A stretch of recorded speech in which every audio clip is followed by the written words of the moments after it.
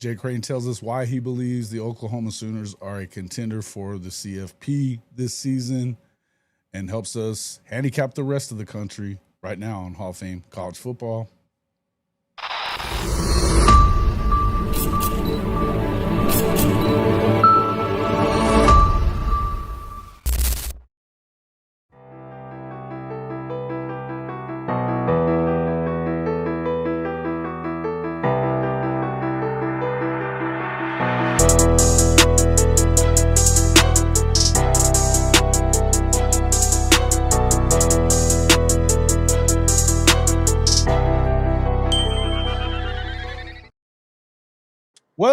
Welcome back to Hall of Fame College Football.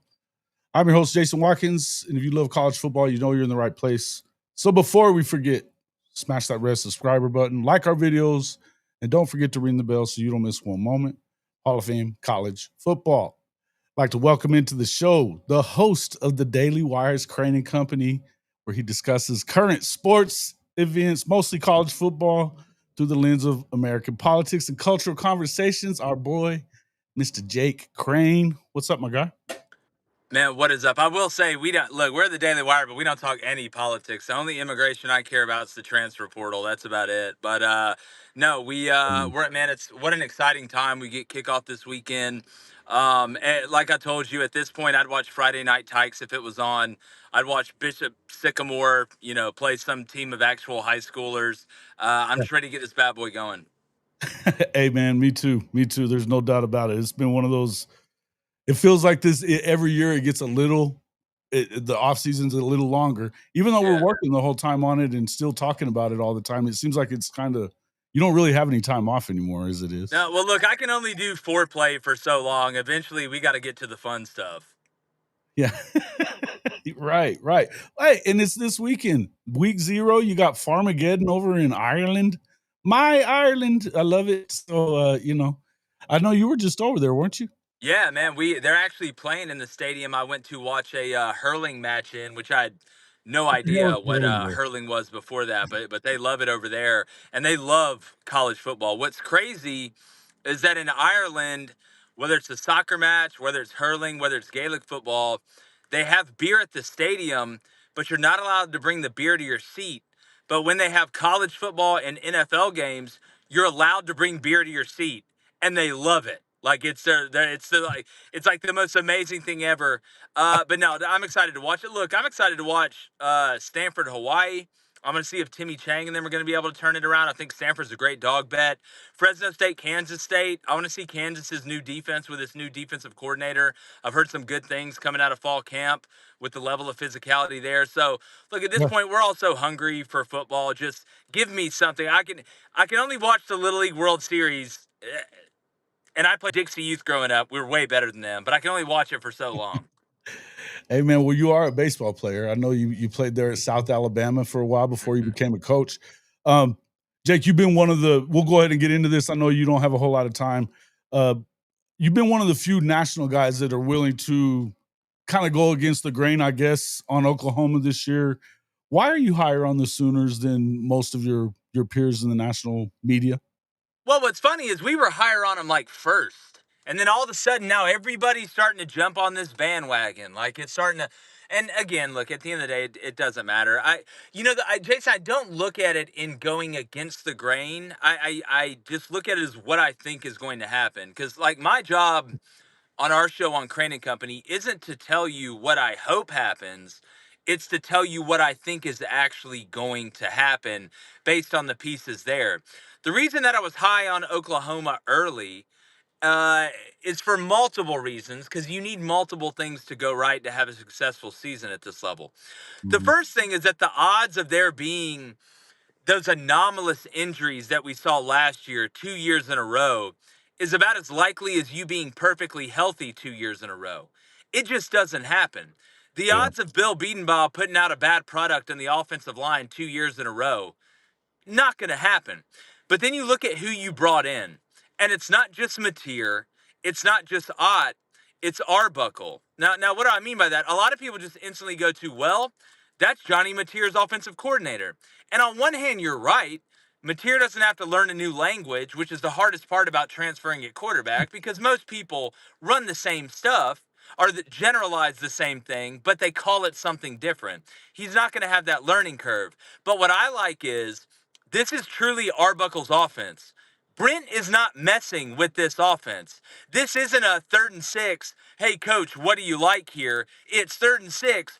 Arbuckle's going to call what he wants. And Mhm. Brent knows that. That's why Arbuckle took the job. And I think that's why Mateer ended up choosing Oklahoma knowing that. And then it gives Brent more time to focus on the defensive side of the ball. Not that he's not going to look at the offense, but you brought this guy in for a reason. And I think there's a factor underneath that I don't see anybody else talking about. And it's the biggest motivating factor, whether it's in dating life, whether it's in sports, or whether it's in business.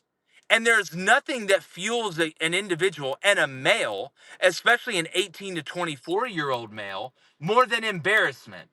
And Oh, man. last year, Oklahoma had to watch Texas come into the league the same year that they did, go all the way to the SEC championship game, go all the way to the national championship semifinal, while Oklahoma kicked itself in the nuts.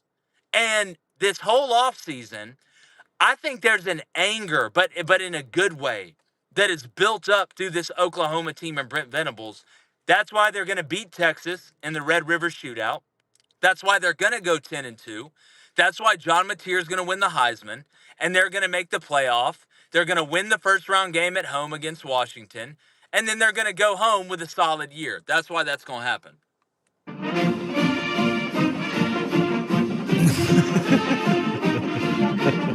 I feel like I just turned on the old NCAA football game. All right. Good stuff, man.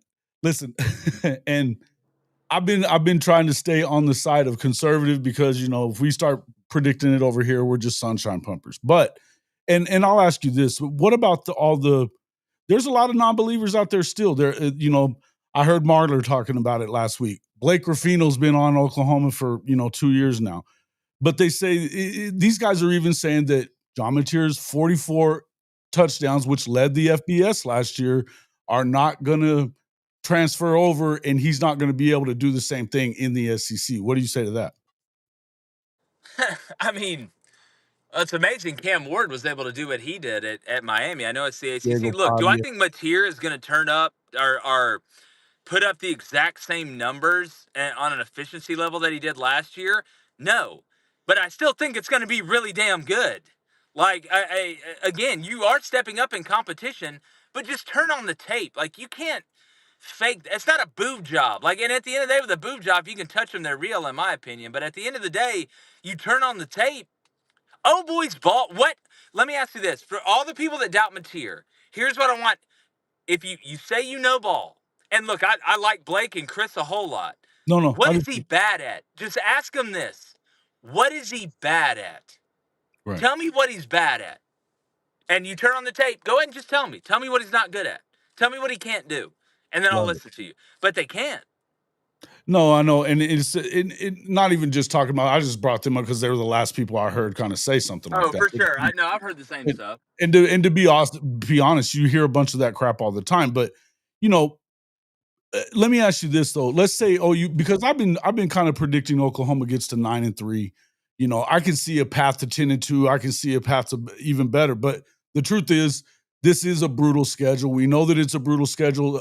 Texas paid for the cupcake schedule on the SEC side anyway, for the first 2 years of the league. But I feel like you should be able to get through this thing and get to 9-3. If they do, does that get them in the playoff this year? Well, it's like Jason. It's hard. I do think a 9-3 SEC team gets in the playoff this year, and I think it's Texas, to be honest with you. But a lot of it depends on the circumstance. A lot of it depends on Notre Dame, right? If Notre Dame gets in, we know that eliminates a spot everywhere else. But if Notre Dame doesn't get in, and you get one from the Big 12 and one from the ACC, well, that really opens up 2 spots, to be honest with you. Because if you got a bunch of these 9-3 teams at the end, that's why, going to Ohio State for Texas, to me, I don't want to use the term win-win because you either win the game or you lose it. But that would be a pretty quality loss early in the year if you're Texas. So every 9-3 isn't built different. Just like, every 9 and every 3 isn't built different when you go out to the bar scene. Depends on how many drinks you've had. But when I look at what's going on around you, what's LSU at? What's South Carolina at? Sure. Because you're not as much worried about 9-3 in any other conference other than the SEC. Well, the good That's where news you is you worry will have about it. played all those teams, right? You will have played all those teams: South For Carolina, sure, for LSU, sure. Texas, right? Well, that's why tiebreakers still matter. Like, even though there's no like rule written in the college football playoff that says, well, we're going to go to a tiebreaker if you played each other. That's Sure. really what they're going. If everything's equal and you have that game, you're going to look at that and go with that. Well, I mean, if the results on the field have to matter at some point, right? I mean, you know Well, what I yeah, mean? 100%. I mean, it's actually a luxury, Jason, for the committee if Yeah. that plays out, because it's a lot easier to make that decision and justify it as opposed to if the two teams didn't play each other, especially if one's in the Big Ten and one's in the SEC, where we know both those conferences are really tough. Right. While we're on the playoff stuff, we're talking about that. How many SEC teams do you realistically see making the playoff this year? Do they bump them up to 4 since they only got 3 last year? Do you see them maybe getting an extra one? Yeah. How do you see that going? Yeah, well, we just released our playoff prediction today on Crain and Company. Head over to YouTube and check that out. We also got a lot of Oklahoma content. We got a season preview Absolutely. as well. Y'all need to check out. Um, I've got 4 from the SEC. I've got 4 from the Big Ten. I'm a little bit different. I've actually got 2 from the Big 12 because I think there's the scenario that I have. It would play out like that. Mhm. I've got 1 from the ACC. And then obviously you have the group of 5 team in there, and I went with UNLV. Ooh, UNLV. I actually, I did too. I'll be on later on to kind of give out some of mine, but yeah, I'm kind of with you on that one. I think that they were already really good last year, and when you bring in a guy like Dan Mullen, I think Well, that dude, I should mean, look, I'm be telling you very right now, good. they got a very exciting white at quarterback named the Calandria kid from Virginia, and then Orgy will be kind of their wildcat guy. They've got Sure, a nice 1-2 punch, but UNLV's got some dudes up front too. Like, they that's do the though. difference with UNLV. They got some dudes up front. They do. They do. All right. Now, listen, I wasn't sure if I was going to bring this up, but you're the most notable Auburn guy around, other than Cam Newton, obviously, right now. So I'd feel remiss if I didn't ask you a few Tiger related questions. Um, Now, remember, I was over there a couple of weeks ago, right? And you sent me over to Niffers. Nippers, I got baby, the corn nippers. nuggets. I mean, I hung around. I packed about everything that you could pack into a day in Auburn, Alabama. And I didn't. It's not like I drove out of there thinking that they were huffing paint, everybody, or anything like that. You know what I mean? It was pretty normal. I was pretty normal. I think I stayed on the beaten path, but it was Yeah. pretty normal. You grew up there, everything else. Over the last week or so, though, I'm starting to question what the hell is going on out there on the plains. You not only have Hugh Freeze, telling the local media that he plans to institute a game of musical play callers and possibly musical quarterbacks to go with each play caller. And then we find out that 4 new national championships are claimed this week: 1910, 1914, 1958, and 2004. Do you think maybe you should make a call to the gas company and make sure that they don't have a gas leak in there in the the athletic department or something right now? Yeah. Well, first off, that 1910 team was unbelievable. I think we all remember how good they were. Those 5 guys Makes on you the think of team. Speaking of exciting whites, but no, look, here's where the first thing. Okay, so the quarterback thing, the 3 quarterbacks. This is where like being in it and coaching Division 1 college football for 10 years, I kind of got an advantage because in no way was he saying 3 quarterbacks are going to rotate. What your job is not to tell the other team what you're going to do. It's like whenever Trump has a press conference, they ask him about Russia. He's like, I'm not going to tell you what I'm going to tell him. Like, why would I tell you what I'm going to tell him? Because then he's going to know. I would say 9 quarterbacks are going to play. We used to put a quarterback on the depth chart that we had to send over as the PP on punt. So they'd be scared to death. We're going to fake every single punt. It's an art of war thing. So, look, could all 3 quarterbacks play? There's probably some packages built in there, but that's not what he meant by what he said. The second thing with the national championships, I will listen to people talk trash outside of every school except Alabama because Alabama claims the national title in 1941 when the rest of the world was fighting the Nazis to try and keep, to liberate Europe. That's absolute BS Oklahoma that State one's did the claimed. same thing. Yeah, So listen, so Oklahoma State did the everybody same thing. and Bama claims ones when they go like 6-3. So like Hey, everybody outside of Bama, pile on. That's fine. I don't want to hear it from y'all because y'all invented inventing national championships. fair enough. Fair enough. And I mean, look, Okie Light, they claim one in 1945 that Army won, and the rest of all the men in the country were over fighting in that war. Same We war, should give literally every year during World War II that America was in it, the Air Force, the Navy, and the Army should all claim national championships. I I'd be like it. behind that. I could get behind that. Yeah. Oh, okay. All right, cool. Listen, while we're on the subject of you, how quick is the hook here? I mean, we talked about Jackson Arnold quite a bit. I know that as far as it goes with us, you're starting to see some things coming out of the camp and everything like that. You saw Hugh freaking out on him, missing, not even throwing the ball and missing. He was obviously didn't have the right play, or wasn't looking in the right place. But it feels like to us, I mean, we've been saying he was kind of scared of his own shadow.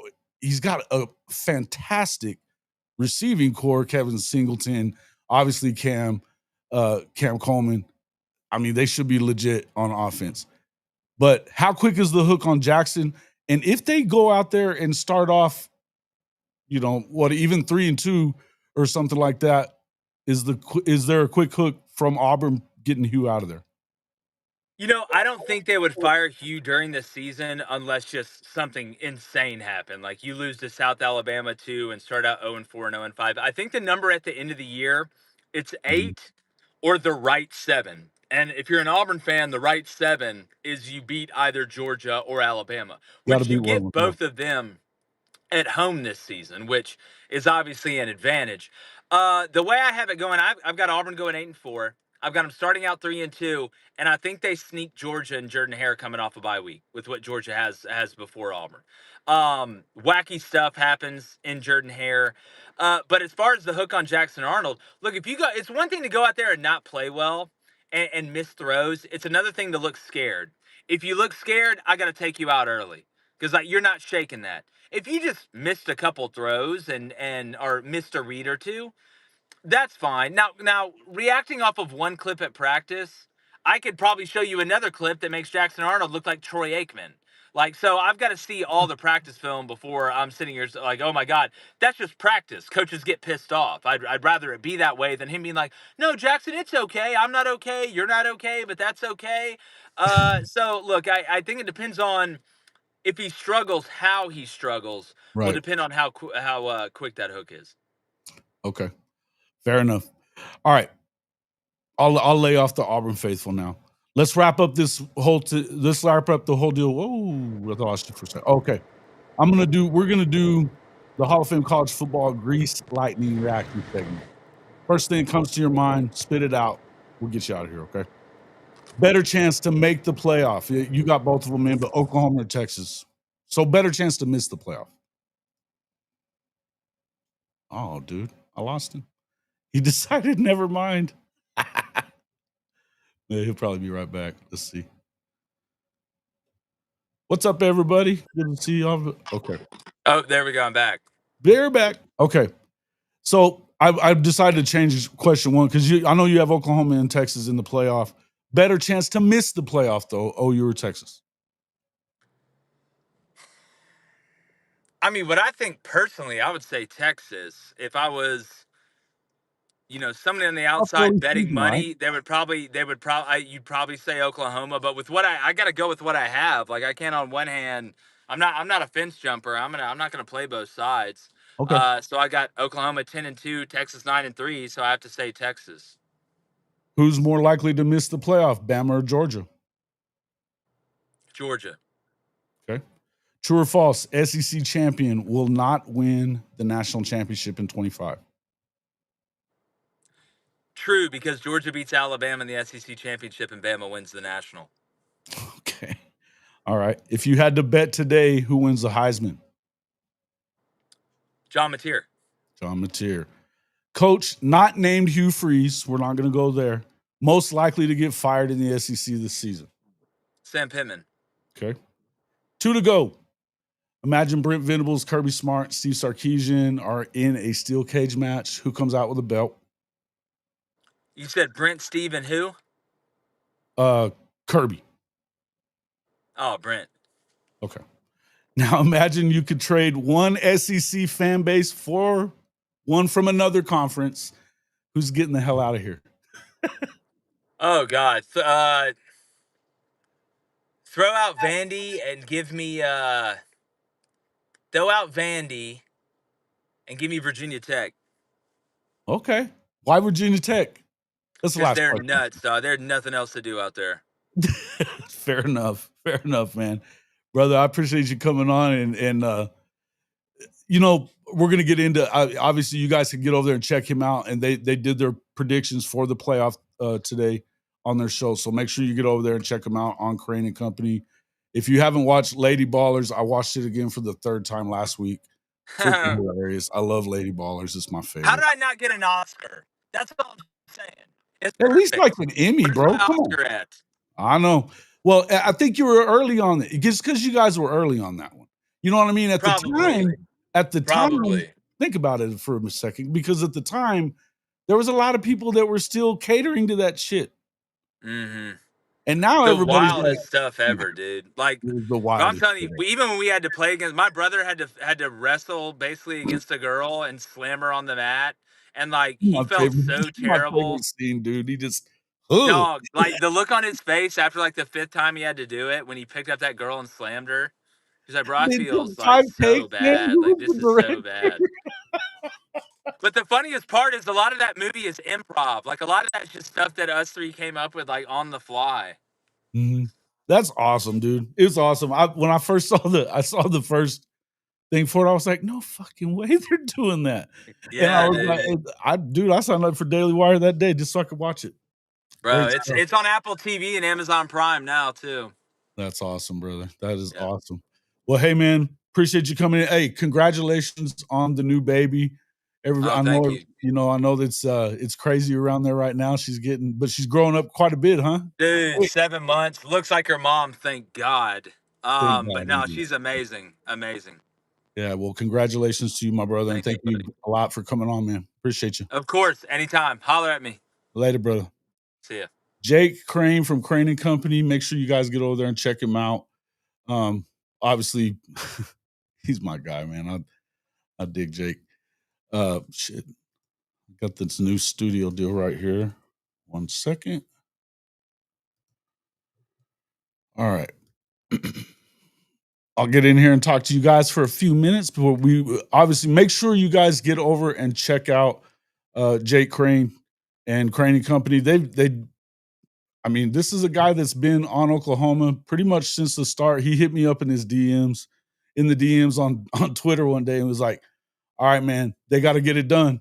They got to get it done." He goes, I'm buying in. I'm buying in on him, because last year he really didn't buy in on Oklahoma, so it was pretty funny. I have Prime, so what is the show called? Lady Ballers, and it's on Apple TV as well. Yeah, check it, dude. It's so we all know that it's been out there about. Oh man, I didn't even have the stuff up here. Men, or biological men playing with women's sports. Him, his brother, and David Cohn from the show there. They play 3 guys that end up playing women's sports and dominating it. And it's funny. They obviously put it into satire and stuff, but it's hilarious. I cried laughing when Blaine choke slams a girl. I don't want to give it away. Make sure you go check it out, because now you don't even have to pay for it on Daily Wire. So I would definitely get in there and check it out. All right. Let me make sure I get all you guys' comments back in here. I was not really prepared today. Not really prepared. Okay. Moosehead, what's up, my guy Jimmy Satterfield? Their podcast is awesome. You listen to Materia on the Heisman Trophy podcast. I did not. I was going to check that out. What's up there, Ghost of Kale, my guy, Hankster, Neilio. What's up, man? Good luck with everything tomorrow. Thank you, sir. Thank you. I appreciate that, Neilio. Yeah, it's been kind of a tough week. Satterfield. Bob, what's up, Bob? Who else we got in here? Sammy Chandler. The Office fan. Kyle DePuis. Matt Abbott. I saw Bishop Frank in here earlier. Mars Jams. What's up, my guy? Scott Walker. Obviously, and we had Derek was in here a little while ago. TP. What's up, my guy? How you doing, man? How was golf last week? Did you kill it? Did you do well? I played again on Monday and did not play well. I don't know what the hell's going on with my golf swing, but it isn't working out right now. Neilio, let's see who else we got in here. Oh, who's O? I don't know this guy, but Sooner in Texas, welcome in. Appreciate all you guys jumping in and showing up. Make sure that you hit that like button and everything. That's very important for us. Obviously, it's really the only thing that's important when it comes to we appreciate any donations and that kind of stuff, but we really love it whenever you jump in and just hit the like button and share us with your friends, man. It's the main thing for us. All right. I'll go with some questions here. You get me DM yesterday, yes. Which one? Which one, Sammy? Your DM? Maybe. I don't. Was it in? I guess it was on X. Let me see. Yeah.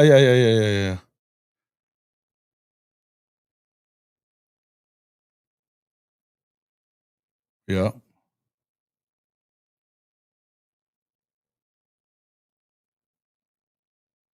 Oh, well, that's good news. That's good news. That's why I hadn't said it a whole lot. I said that there was something out there, but I wasn't sure about it. But yeah, I'm glad to hear that. I actually did hear that Gibson's they're expecting him to be back pretty soon. So that's good. I'm excited about that. Really excited about that, man. If anybody, I tell you what, you're talking about Caden Helms. They both deserve a really good season. You know what I mean? I feel the same way, obviously, about Gentry Williams and stuff like that. But guys have been through what they've been through injury wise. I hate it. What's up, Shouty? My guy. Get that lady off your mind and focus, pimp. The ball don't move. Shut up, Beavis. What up, dog? What are you doing? Man, let's see. Getting out of my car to attend the Heart concert here in downtown KC. Hey, man, have a good one, Neilio. Thanks for coming in, my guy. And thank you for that super chat. I just saw it. Appreciate you. Let's see. Actually, I hadn't seen that DM until just now, but thank you. Appreciate that, Sammy. Good to hear. I wonder what week we break into the AP top 10. Well, right now they were at 16th coming in. So I feel like if you beat Michigan, there's a chance, depending on kind of how it goes in the first few weeks. But I would say probably week 4. I would say week 4. Yeah. Both could have been career ending. Yeah, man. And then it just keeps kind of hitting them over and over, right? It's just been bad. It's been tough stuff. But OU schedule's backloaded. Yeah, I think if you get through week 6, right, Sooner Cowboys, I feel like if you get through week 6 and even let's say you come out of the first 7 games, which I guess that's week 8. You come out of the first 7 games and you have a 6-1 record, even you're in good shape. Now I think you should be 7-0, but I think that in the end, or 6. Yeah, it'd be actually what 6-0 if you beat Texas. Let me look at this shit now.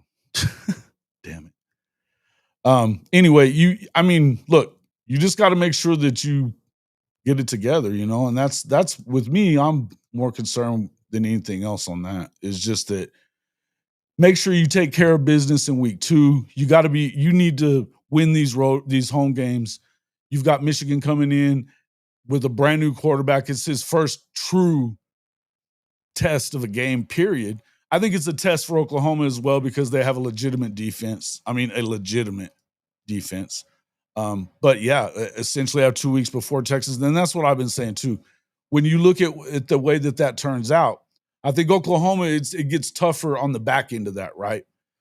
Because you've got Texas is going to the swamp the week before. Oklahoma's got Kent State at home. Kent State is trash, right? They didn't even fire. They had one win last year and didn't even fire their head coach until like February. I don't know what the hell was going on there. Anyway, when you look at it, that should be, you should have your starters out early second quarter at the latest. You know what I mean? And so you're really prepping for Texas already. Texas is more than likely going to have a slugfest in the swamp down there. No matter, even the years that Florida sucks, they generally don't suck in the swamp. So I feel like that's going to be a tough game for them. Even if they come out of that with a win, I feel like it's going to take a lot to get there. So I definitely have been saying this for a while. I feel like Oklahoma has a definite advantage there. I think they probably should win anyways. I think they should win anyways. But I do believe that, it definitely helps. I don't mind the extra little push with that. Now, that being said, the next week you turn around and you got to go on the road to South Carolina. I've been saying that I'm not really worried about South Carolina. I think that Lenora Sellers is fantastic. I think that they don't have a ton around him. Their offensive line is questionable. Their defense is definitely questionable. They lost most of their best players off of the defense from a year ago, which is what really led South Carolina. But here's the thing. You are on the road, and it's coming off of Texas, and we know that Oklahoma in the past has definitely had a bit of a letdown the week after the Red River, win or lose. So I feel like that one would be the one that I'm a little more concerned about than I feel like I should be. Of course, you get a week off after that, and then you've got Tennessee. Ole Miss at home, Tennessee on the road, bye week, and then you have obviously Alabama on the road. That's back-to-back road games. Obviously, you got a bye week in between, and then home to Missouri, and then home to LSU in the last 2 weeks. If you go into those last 2 weeks with 2 losses, I feel like you probably need to win out. And I'm not picking Oklahoma to be 10-2. I've got 9-3. I think that there's probably going to be one of those games that steps up and bites you somewhere, right? That's just where I'm at. Can I see them doing that? Sure. Can I see them getting to 10-2? Absolutely. But you got to go do it first. You got to go do it. And there are still some concerns on that end. I got to tell you, I'm pretty excited. And I think, you hear what Jake said a minute ago too. You've been hearing him say it a lot if you watch his show. The same stuff that we've been saying. We're talking about a legitimate elite defense, best defensive line for sure. I think they're going to be the best defense in the country. I've been saying that. We'll see how it all turns out. They going up against a bunch of first-year quarterbacks or first-year starters anyway should help a little bit as well. I don't know that there's any excuses left at this point for me for Brent Venables here. And I'm hoping that 8 is enough. I think we're still going to see a lot of disappointed folks if they only win 8 games. I think he keeps his job, but I think, then again, you may not. It just depends. We're due a win over LSU. What's up, Duke? Yeah, definitely do a win. I'm not sure how to take LSU really. I think it's going to be a good game. I think that they have obviously had Oklahoma's number, but listen, I think their defense, if they can get their defense together, and I think they're a little better than they were last year. If they're healthy, they should be better. But I would tell you, I don't know whether I trust them or not. I just don't know whether I trust them or not. I know they're on the road for a lot of their schedule as well. They're on the road at Alabama. I think that they're probably week 1 is pretty significant for LSU as far as the playoff is concerned, because you're on the road at Clemson, at Little Death Valley, and I'm not sure that they're going to win that game. We haven't seen BK get these guys ready for week 1 yet. This is year 4. He's lost the first 3 openers. And they lost to USC last year, which they didn't turn out to be that damn good. So I don't know, man. It's just kind of weird. Texas benefited from backup quarterbacks in the week schedule. Yeah, of course. SC Light will slide, but that's a loud shithole to play in. Yeah. 10-2 because of the back of the schedule. Yeah. Well, I don't know. This is a good question, Derek. It's a good question. It bothers me a little bit. I think that, he felt good. He'd been feeling good, but I think it was only his first full week back. Or he'd been back a week full on, 100%, but he was expecting, I think, to play right tackle, and the knee that he had hurt before, it's just re-injuring the same one. So they're waiting on results for the MRI to get back, from what I understand. They'll find out kind of what's going to happen there. He may or may not have to have surgery. He seems to be in good spirits, and even Marcus is as well. I mean, they obviously don't love it, but I'll just tell you this: they were going full speed. It wasn't like they were he didn't fall off the fucking bench and do it, So, I have serious questions about if you're in game prep. What I just don't understand. I continue to out loud wonder why it is that we're still doing the old school approach. You have the vests on. I don't understand the Fasusi thing of him, being hospitalized at all. That vest should have went off, and they should have known exactly what was going on. It never should have got to that point. Same thing with Daniel Akinkumi. I mean, you guys are going to get me. You're going to get me in trouble.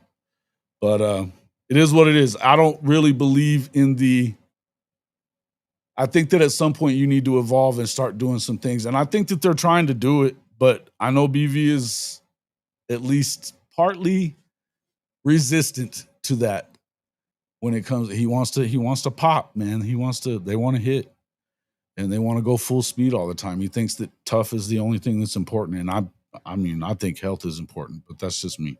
I'm leaving it. Oh, Oklahoma isn't losing to LSU at home. Well, I hope not. That'd be great if they don't.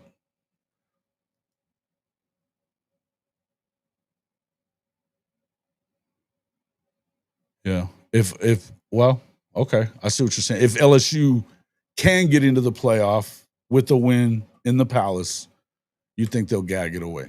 Okay. That's fair. I mean, look, they kind of have, right? I mean, Florida got them and I'm pretty sure it was in Baton Rouge.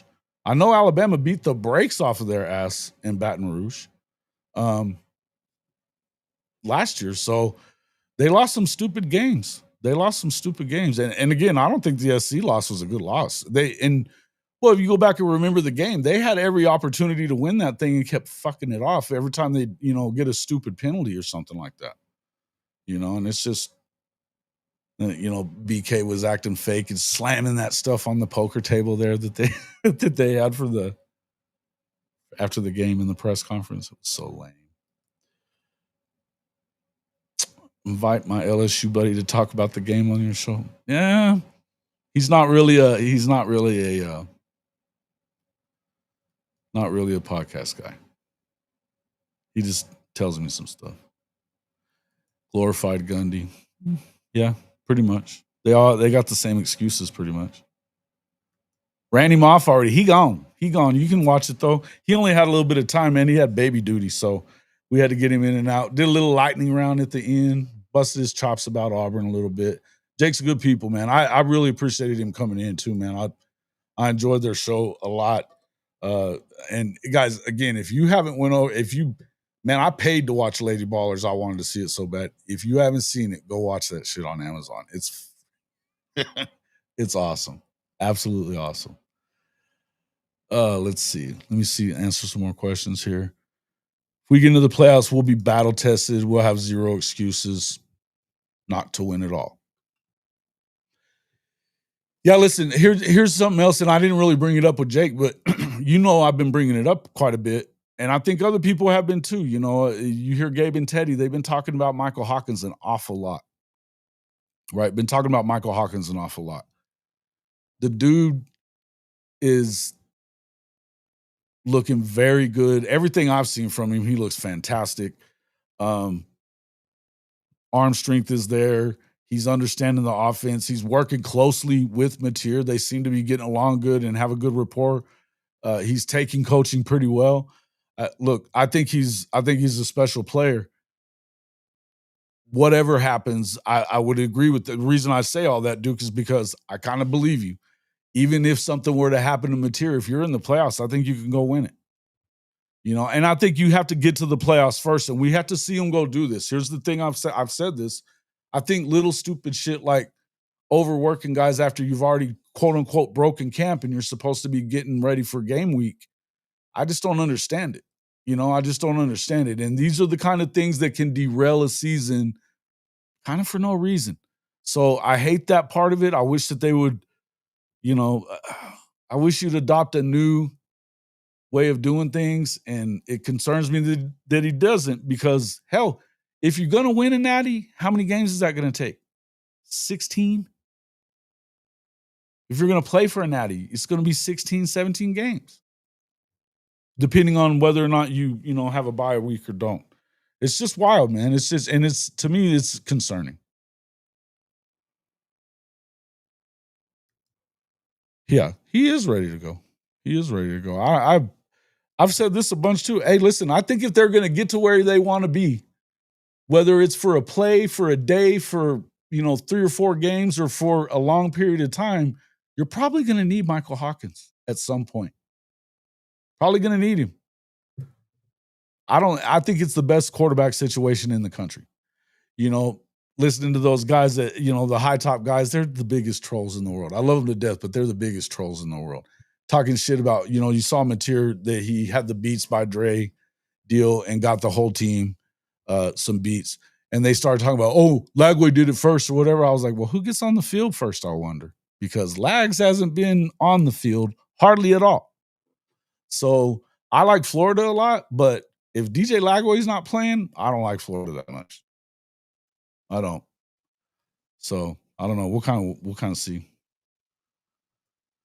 Professional, yeah, pretty much. And they're talking about going to 16 teams after this, we'll kind of see. Who did was it you, that was saying earlier something about after what happened today, it hurt the Big 12? What?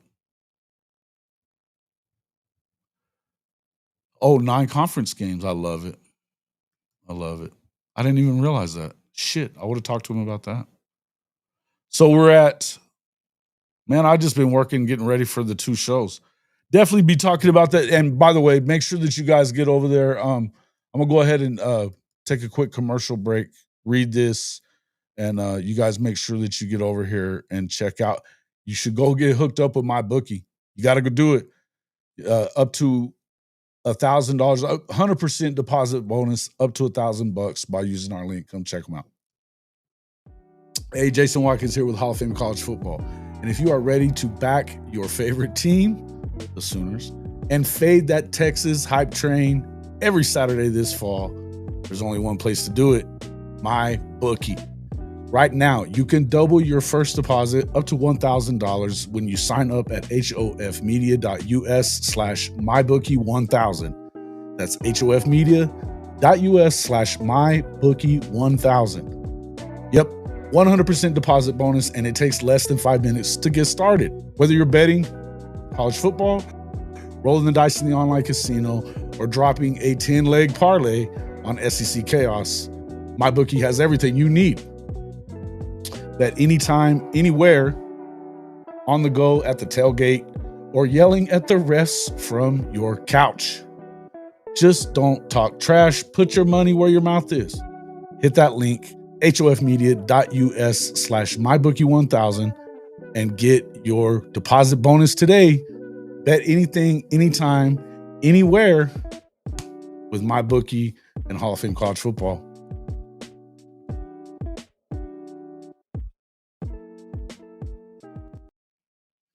All right. Straight up shaggied in here? What the what is that? Like Shaggy on what the hell? That's wild. Oh man. Okay, what position does Dent play? He's a tackle. He's an offensive tackle. All right. So yeah, obviously they decided to go to it over.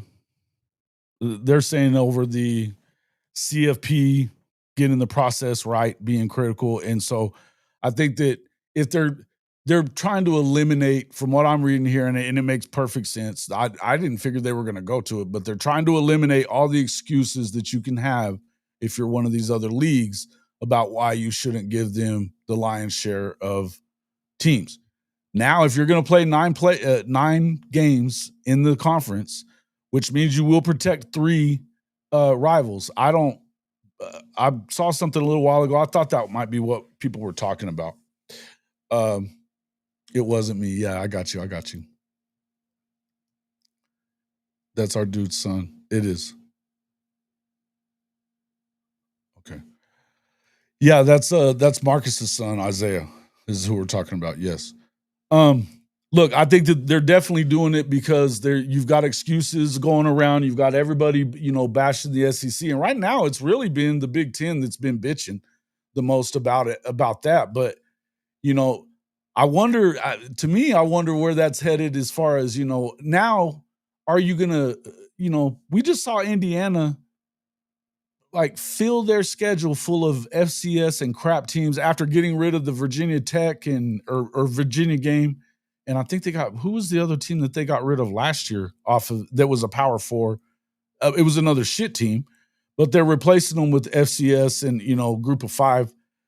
Look, I'm all for all this. I've been all for the 9-game SEC schedule for a while. I think that it's ridiculous if you're not playing everybody in your conference at least every couple of years. I don't think you necessarily have to go every other year. I like that better, but I definitely like the idea of these next 3 or 4 years.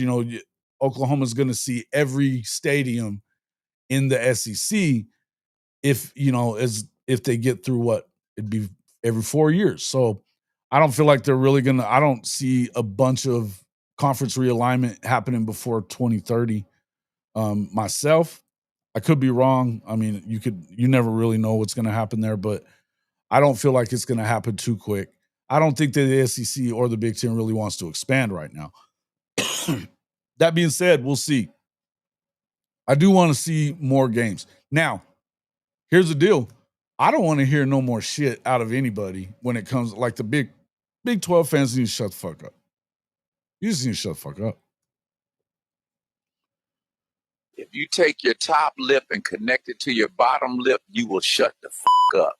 And I'll go over and tell the guys at the Hall of Fame or at the College Football Mafia, Big 12 Mafia guys, because they've been big on that. I always think it's funny that nobody says shit about what the Big Ten's been doing and wanting to do the whole, they want to make sure that they get their 4. They're the ones that have been talking about a 2018 playoff, a 2014 playoff, which is fucking ludicrous. I don't even want to hear it. It just, yeah.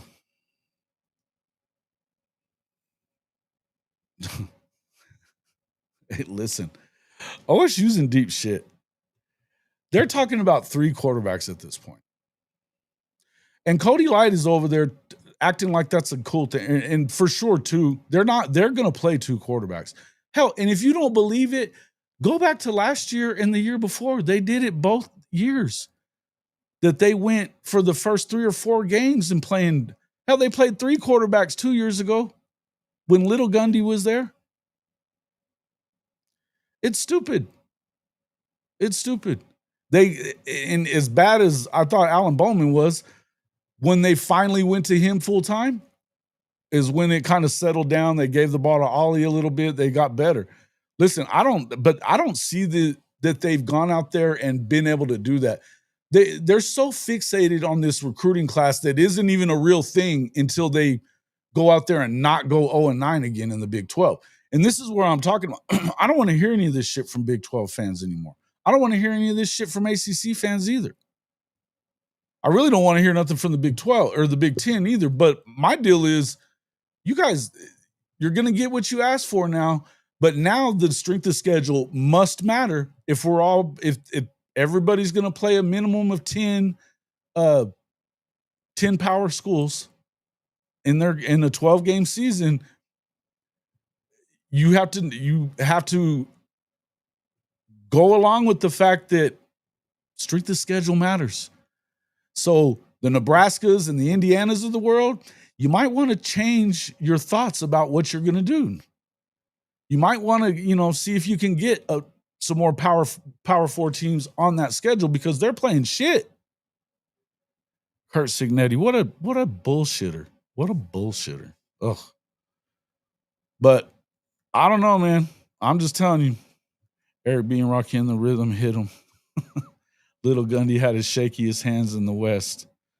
Yeah, he was definitely during that K-State game. I still thought he was the best one. I thought he was the best player that they had.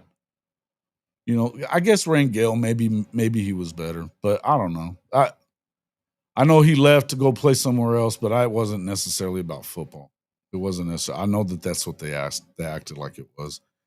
He was a legitimate D1 quarterback. Why he didn't stay is crazy. Playoffs should only be 8 teams, 2 watered down participation trophies. Yeah, well, I don't know why we're talking about that. I don't even know why you'd bring that up. They just went to a 9-game schedule because they're going to expand the playoff. That's it. That's just going to be how it is. The toothpaste, folks, whether it's NIL, whether it's the damn playoff, I don't care what we're doing. You're not getting toothpaste back in the tube in this shit. The rabbit has the gun, and he ain't giving it up. Nor should they. Don't get me on that one. Don't get me started on that one. I'm telling you, none of this shit is really changing. The one thing, if they change it at all, it'll go up. And I'm actually fine with the 12. I tend to agree with what you're saying, that an 8-game would have been okay. To be honest with you, though, I think there's 8 to 10 teams right now, today, that could win the national championship. 8 to 10. That's more than you've ever seen. So the NIL has definitely kind of leveled the field out a little bit. Now, how long does it stay level? Probably not that long. Especially now that, the money difference, this is year 2 of the big money difference. There's still there's another 5 seasons for sure where the Big 12 and the ACC are going to fall way far behind. And you've got Florida State and Clemson and Carolina, North Carolina, that is, ready to hop. They're ready to hop out. As soon as they get the okay to leave, they're out. They'll pay to get out because they'll make more money to leave. That's not good for either of those leagues, though, because neither one of them seem to want to. I can't imagine why you wouldn't try to stay together and merge those two conferences so that you have the numbers to stay right. And I wouldn't be in a big hurry if I'm Clemson or Florida State or anybody to get out of the ACC, because you're not going to win like that in the SEC. You're not going to win like that in the SEC. Hall of Fame barbecue. I bet several of us would pay door price to come hang out. Hey, I bet you we could do something like that. I'm in. Let's do it. Let's do it. I'm working on some stuff to do stuff like that. I'm in, man. I'm down for any of that. That'd be fun. Beer and barbecue. Love it. Gundy's could play ball. Yeah, they could play. Yeah, and I mean, Gunner had a big arm. He was shaky on that. I mean, you saw that one. It was loud in there, and I mean, his hands were shaking. But I also saw him make some legit throws in that game. Now, he did make that stupid underhand throw that got picked off. I mean, he got a little full of himself on that, and it lost him the game. He was a freshman when he did that. The kid could play. I thought it was the craziest thing ever.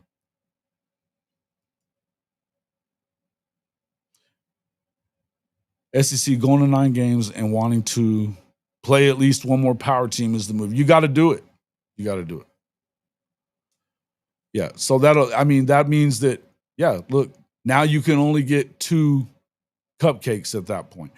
Which, first of all that was bullshit anyway, because there's a number of teams in the SEC that were already playing 10 and 11 power schools.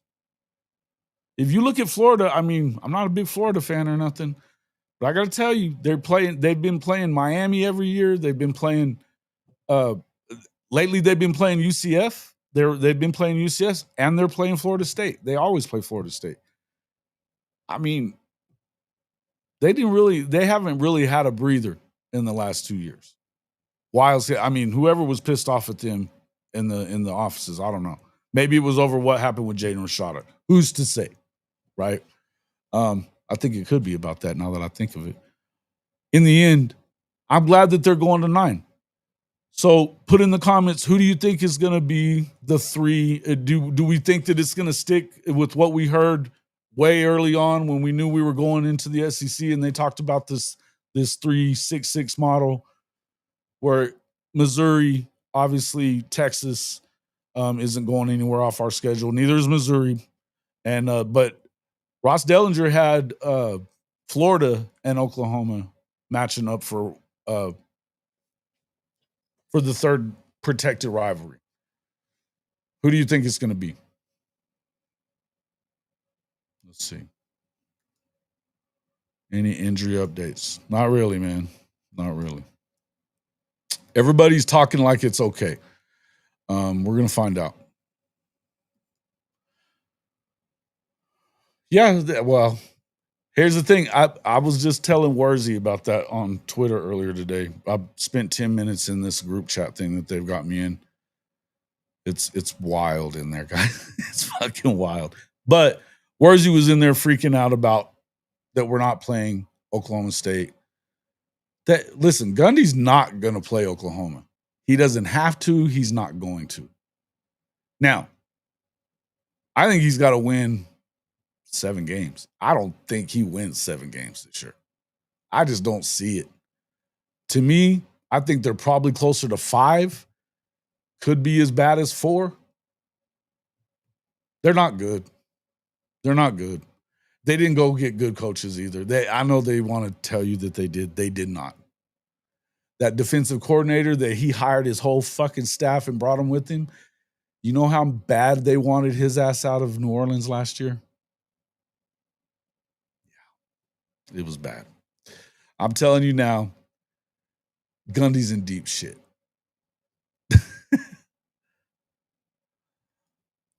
Texas, Florida, Missouri. Okay. Arkansas, Texas, Arkansas, LSU for me. You think that's going to be it?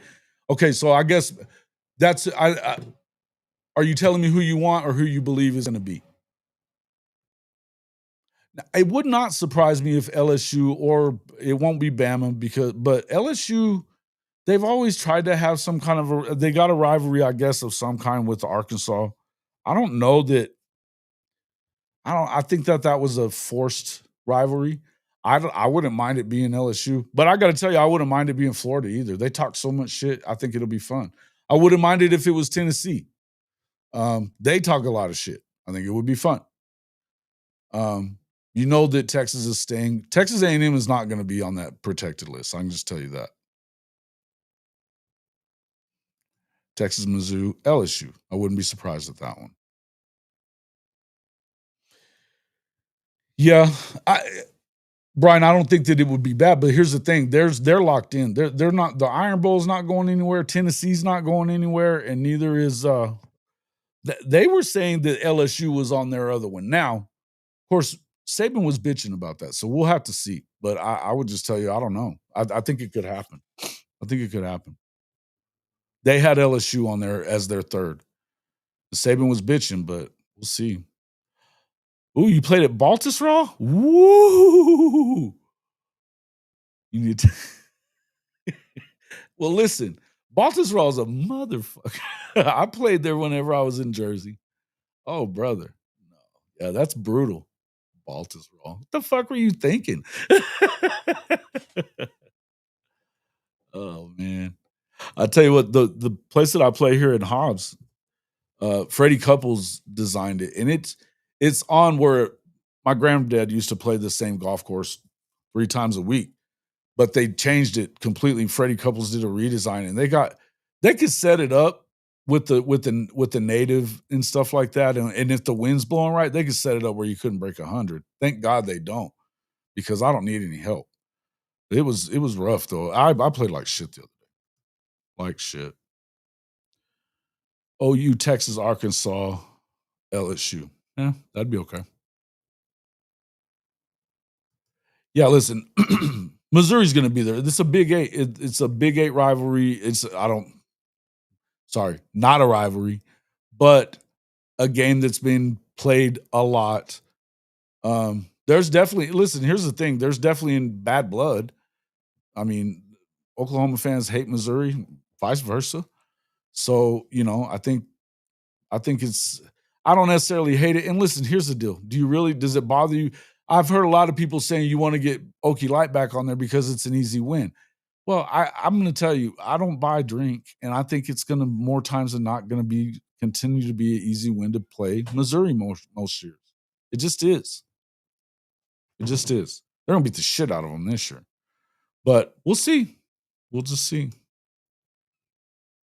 Mm-hmm. Paint the field blue in Stillwater. Texas, Arkansas, LSU. Okay. Last game of the year should be Arkansas. They don't even have, there's not much of a history there though, right? I mean, there's just not. Rather play Nebraska than OSU. Yeah. Talk to Matt Rule. I don't see it happening, bro. I don't really see it happening. Let me look at I want to look that up.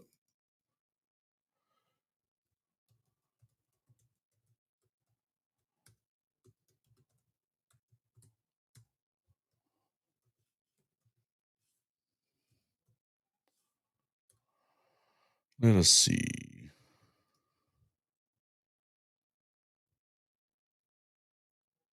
That's not right. AI had it all screwy. Yeah, there's been 2 games. Are you serious? Twice all time? Seriously. Holy shit. OU's 2-0. Yeah. How is it that they're 3 hours away from it's like a 3-hour drive, 4-hour drive to Fayetteville, and they've played twice? That's insanity.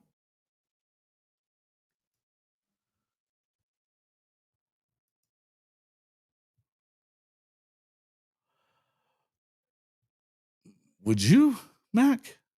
Hell no, I wouldn't. That guy's trash. That guy is trash. Holgerson? Fuck that. There's that dude ain't no. Mm-hmm. They do. They do indeed. They got another $250 million from his estate last year. They just don't want to play Oklahoma, man. Dude, I'm just looking at Oklahoma here. They're 2-0. Texas in the Cotton Bowl, they won 10-3, and then 42-8 against Miami, or in Miami, Florida. This is on the OU website. You sure about that, buddy? No, they didn't. How come they don't have it on there? Why would they not have it on Oklahoma's website? All right, let me go back then. They played at least 10 times, is what you're telling me? Arkansas versus Oklahoma. All time.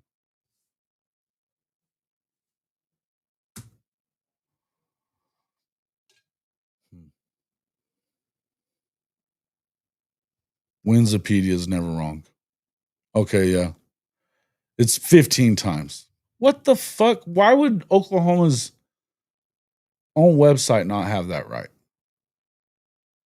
It's wild. So Oklahoma's 10-4-1 against Arkansas. That's still not very many games. It's still not very many games. I find that weird. I do find that weird. Yeah. Okay. That's so. Somebody needs to fix that damn website. How do you not have your own website right? And even, I mean, it's not like they have a bad record against them. They're 10-4. Also beat Arkansas in 1945, 100. Are you sure about that? Wikipedia doesn't have that one. Largest margin of victory. Oh, yeah, 103. 103 to nothing in 1918. Then you said in 45 there was 100 to nothing one? Are you kidding me? Oof, that's brutal. Wow. Damn. 103 to nothing. That's fucked up. All right. All right, guys. Well, I'll tell you what, I gotta get we're gonna be back on here in about an hour. So at 8 Central, go back on with we're gonna do obviously we do our show every week, the Sooner Intel show. Make sure you get in there and check it out. I'm gonna actually go out with we're gonna be doing some projections on Oklahoma.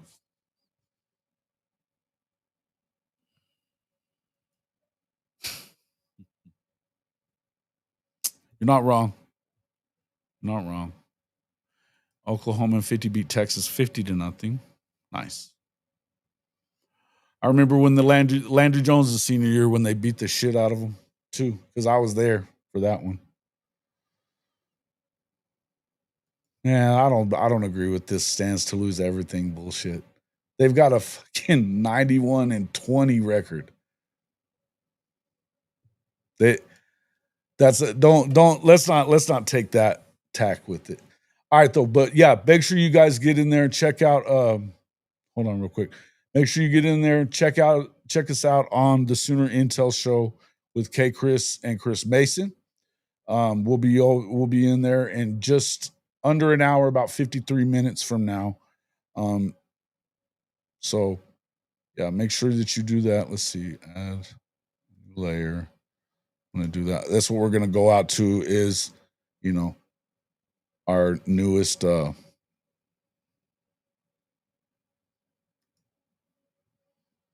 intro for it. Sneak peek. See you in an hour.